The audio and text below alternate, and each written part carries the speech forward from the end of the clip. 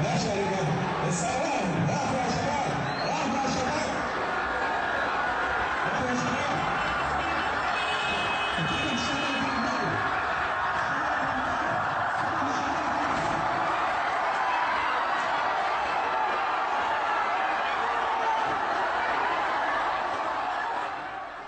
هذه كانت مشاهدينا الكرام لقطات في محافظة الإسكندرية لتظاهرة وقامت يعني أنا مش عارف أتكلم صراحة أنا يعني قامت قوات الجيش بمدرعة تابعة للجيش بدهس المتظاهرين.